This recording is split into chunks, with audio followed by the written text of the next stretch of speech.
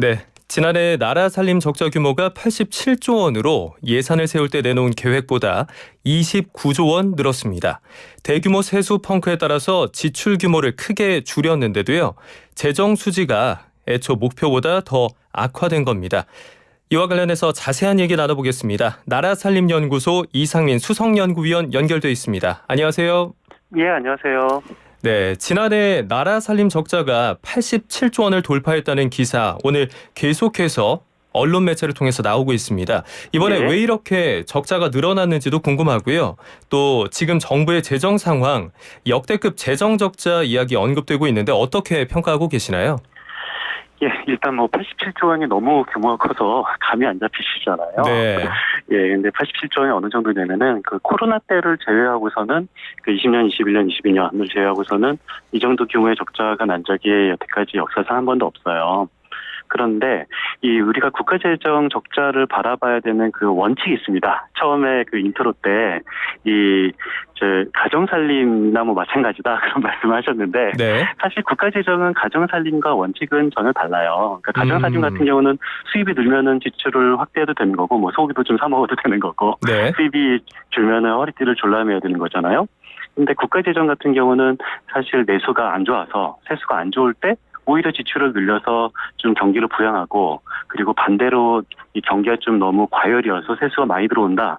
그래서 수입이 늘었다고 지출을 늘리는 것이 아니라 거꾸로 그럴 때는 지출을 줄여야 되는 것이 이게 국가재정이에요. 그렇군요. 그러면 경기가 안 좋을 때 세수가 덜 들어오더라도 조금 더 지출을 늘려야 되는 경우도 있다. 이렇게 이해를 해야 되는 거네요. 그래서 가정살림과 비교하는 것보다는요. 저는 차라리 굳이 비유를 하자면은 그 기업이랑 한번 비유를 하는 게 더 좋을 것 같아요. 네.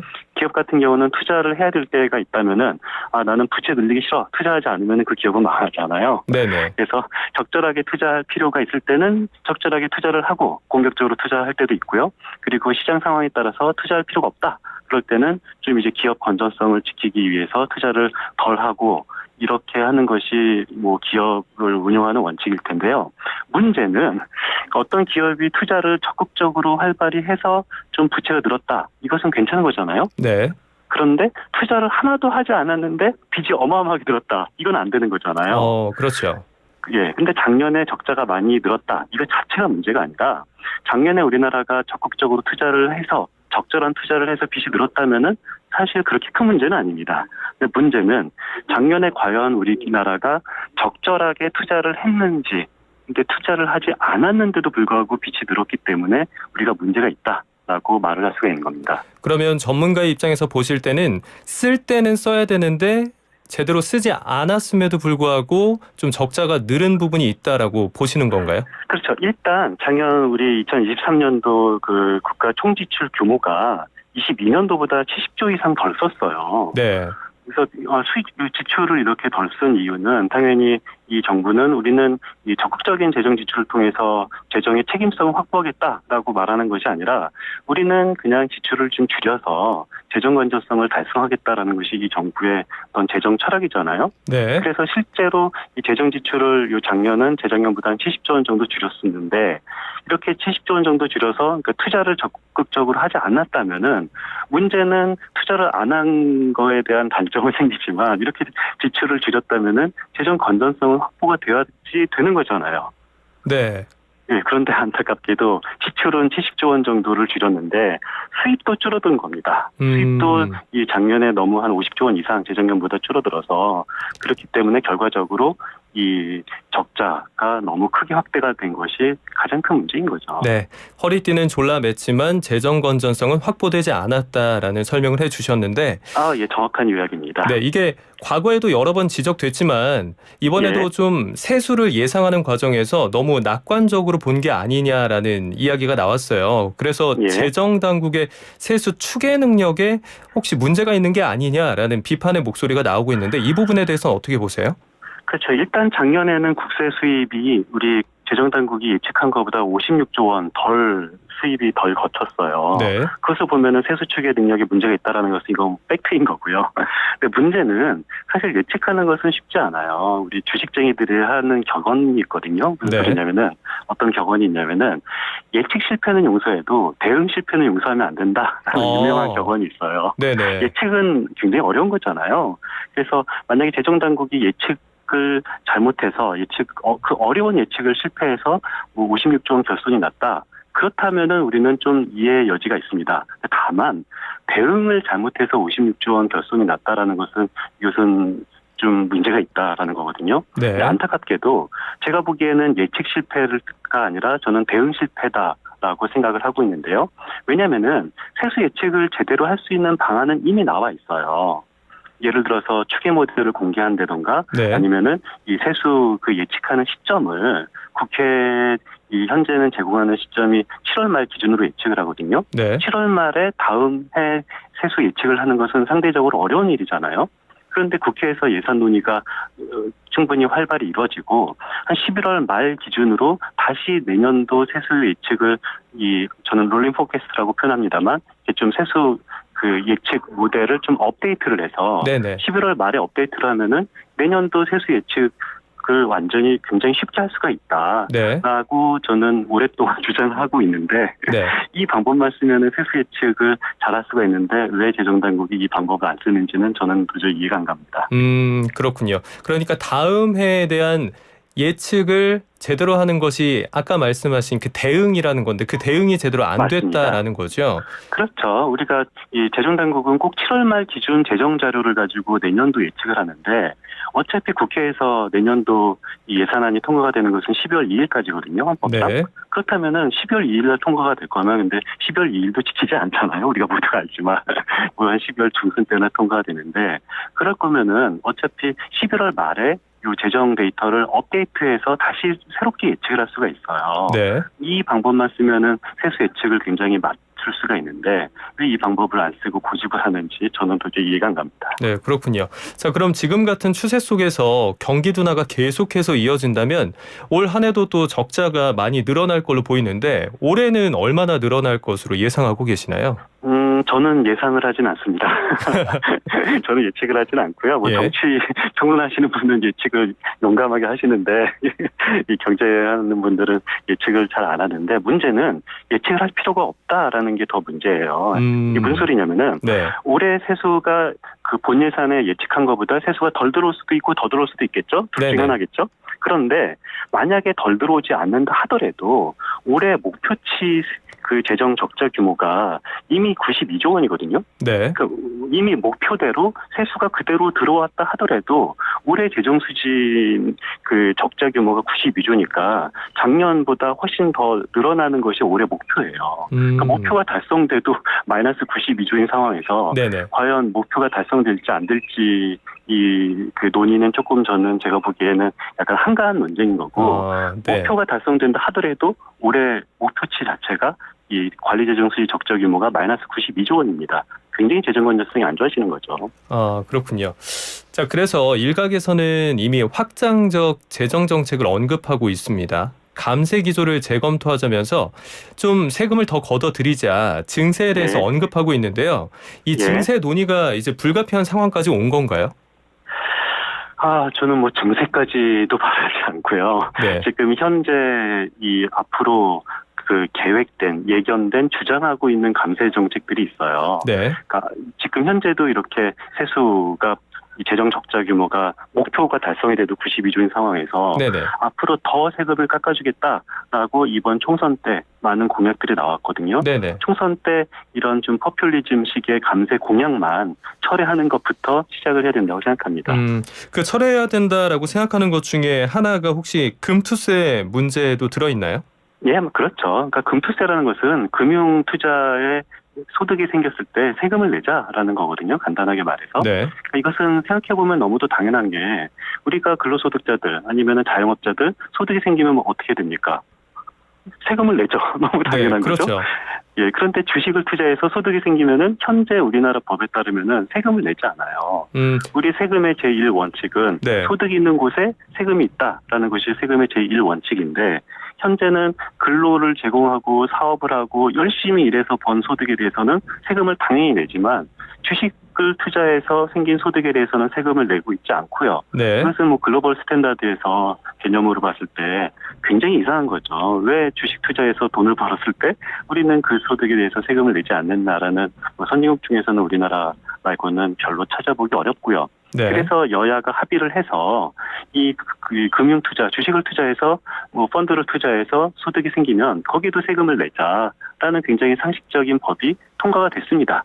그래서 그 법이 시행하기로 되었는데 아직 시행도 하지 않은 상황에서 이번 총선을 앞두고 이 금투세를 아예 폐지하겠다라는 그런 공약이 있었죠. 네. 그런데 저는 이제 총선도 끝났기 때문에 이 금투세 폐지를 철회해야 된다고 생각하는데요. 근데 이것은 세수 문제뿐만 아니라 네. 주식시장을 위해서도 저는 이것이 더 좋다고 생각해요.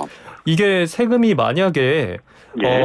금투세를 면제해주면 오히려 주식시장이 더 활성화되는 거 아닌가요? 세금을 안 내도 그렇죠. 되니까 사람들이 더 예. 많이 투자할 것 같은데요. 그런 식으로 우리가 좀 시장이 잘못된 오해를 하고 있는데요. 뭐 저도 주식을 오래 투자해봤습니다만 네. 이 주식이라는 것이 굉장히 오묘해서 이 호재가 생겼다고 주식이 오르는 것도 아니고 악재가 생겼다고 해서 주식이 꼭 떨어지는 것도 아니에요. 네. 만약에 호재가 생겼다고 무조건 주식이 오르면은 세상에 돈 못 벌 사람은 아무도 없습니다. 그렇죠. 그냥 호재가 생기면 오늘 주식을 사면 오르고 네, 악재가 그렇죠. 생기면은 오늘 주식을 팔면 떨어지고 이렇다면 뭐 세상에 돈 못 벌 사람은 아무도 없는데요. 자, 이게 주식 투자자들은 다들 경험을 해봤어요. 호재가 생겼는데 괜히 떨어지고 악재가 생겼는데 괜히 오르는 경우가 많이 있습니다. 자, 이 말은 제가 무슨 말을 하고 싶으냐면요. 주식시장에서 제일 안 좋은 것은 시장의 예측 가능성이 저해가 되는 겁니다. 도저히 이 금융투자세가 여야 합의를 통해서 이미 되기로 되어 있는데 현재 이 금투세가 폐지가 될지 유지가 될지 아니면 미뤄질지 이해가 될지 아무도 모르는 상황이잖아요. 저를 네. 비롯해서 이 시장 참여자 누구도 금투세 앞날을 예측할 수 없는 상황에 처해져 있어요.